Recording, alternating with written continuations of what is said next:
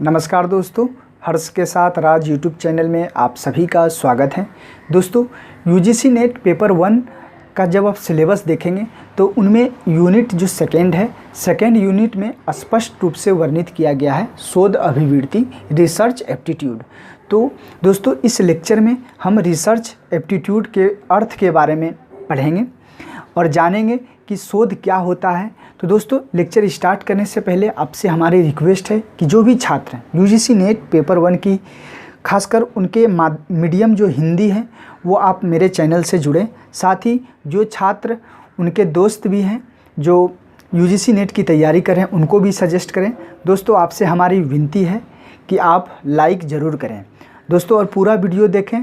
दोस्तों, lecture start करता हूं तो सबसे पहले हम इस लेक्चर में यही जानेंगे कि रिसर्च होता क्या है, रिसर्च अभिवृत्ति होता क्या है।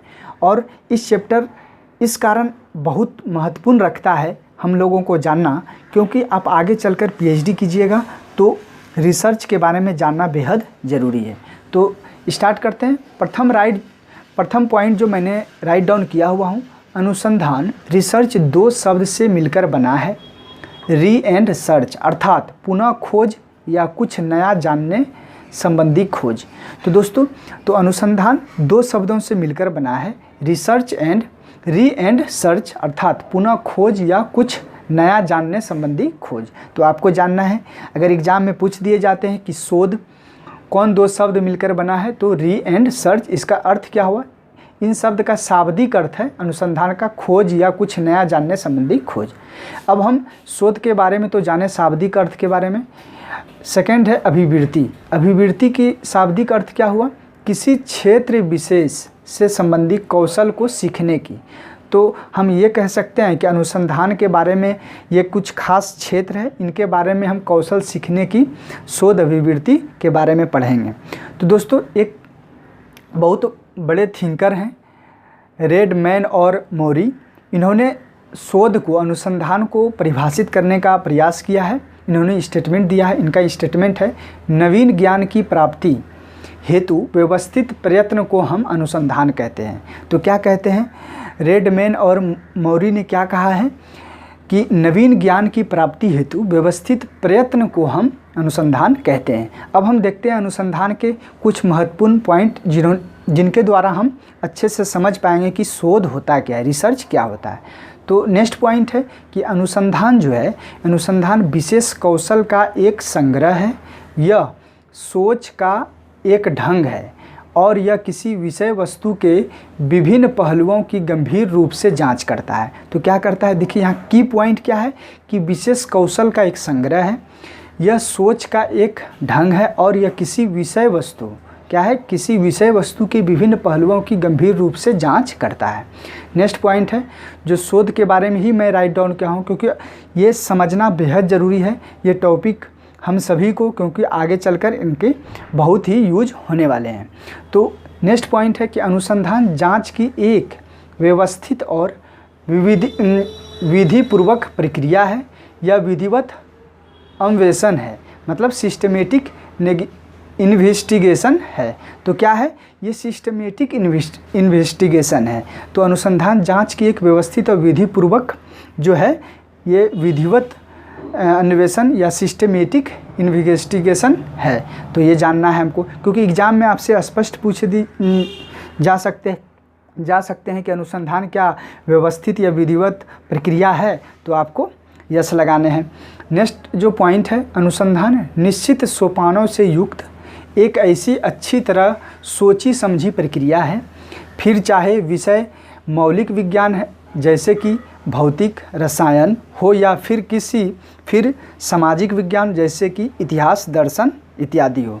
तो ये क्या कह रहा है कि अनुसंधान जो है निश्चित सोपानों से युक्त एक ऐसी अच्छी सोची समझी प्रक्रिया है, फिर चाहे वो कोई भी मौलिक विज्ञान से हो या तो सामाजिक विज्ञान से हो। तो ये पॉइंट आपने समझा।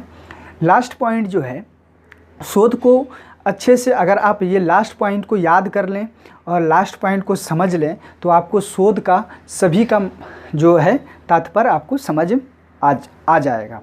तो लास्ट पॉइंट है कि शोधकर्ता, जैसे आप सभी जब नेट जेआरएफ हो जाएगा, जब आप कहीं रिसर्च करेंगे, किसी भी गाइड के अंदर रिसर्च करेंगे तो उन्हीं को शोधकर्ता कहता है। तो शोधकर्ता के निरंतर प्रयोग तथा प्रयत्न से जो ज्ञान की वृद्धि करे वो अनुसंधान कहलाता है। तो हम आप सभी जब कभी पीएचडी में रिसर्च कर रहे होंगे, आप जब आपका जेआरएफ हो जाएगा, जब आप पीएचडी कीजिएगा तो निरंतर प्रयोग कीजिएगा। कोई भी टॉपिक पर आप शोध कर रहे हैं तो उस पर प्रयोग कीजिएगा। तो प्रयोग तथा प्रयत्न से जो ज्ञान की वृद्धि होगा, उस प्रयोग से आपको प्रैक्टिकली रूप से ज्ञान में वृद्धि होगा, तो उसी को क्या कहेंगे? शोध कहेंगे। तो आपको एक लाइन में आंसर दे देने हैं। उनके बाद कहता है कि शोध नूतन ज्ञान की प्राप्ति है तथा उपलब्ध ज्ञान की व्याख्या करता है। तो आप ये समझिए कि नया शोध में आप नया सीखते हैं, साथ ही साथ जो आप पहले से आपको ज्ञान है उनकी जो व्याख्या है वो आगे बढ़ता है, ज़्यादा आप उसको और अच्छे तरीक़ा से डिस्क्राइब रूप से ज्ञान की वृद्धि करते हैं। नेक्स्ट कहता है कि वैज्ञानिक का प्रयत्न सफल हो या असफल हो, उससे लाभ हो अथवा हानि, अनुसंधान का इससे कोई लेना देना नहीं। जब आप शोध करते हैं तो इससे कोई मतलब नहीं है कि वो शोध आपके सही हो या गलत हो। तो आपको ये ध्यान रखना है कि वैज्ञानिक जो आप शोध करता है निरंतर प्रयोग या प्रयत्न से जो ज्ञान की वृद्धि करे उसी को अनुसंधान कहते हैं। तो दोस्तों, आपने इस लेक्चर में जाना कि शोध क्या होता है, शोध अभिवृत्ति क्या है, और इस लेक्चर में आपने ये भी जाना कि ये टॉपिक, ये जो यूनिट 2 है, क्यों हम लोगों को पढ़ना बेहद महत्वपूर्ण है, क्योंकि आगे चलकर आपको शोध ही करने हैं। तो दोस्तों, आपको मेरा लेक्चर कैसा लग रहा है? मैं सभी टॉपिक पर, आप मेरे पिछले प्लेलिस्ट में आप जाएंगे तो मैंने वहाँ यूनिट 9 को ओवरऑल सभी टॉपिक को कवर करा दिया हूँ। उनके क्वेश्चन भी 5-6 साल के करा दिए हैं, तो आप वहाँ जाकर देख सकते हैं। दोस्तों, आपको मेरा लेक्चर कैसा लग रहा है?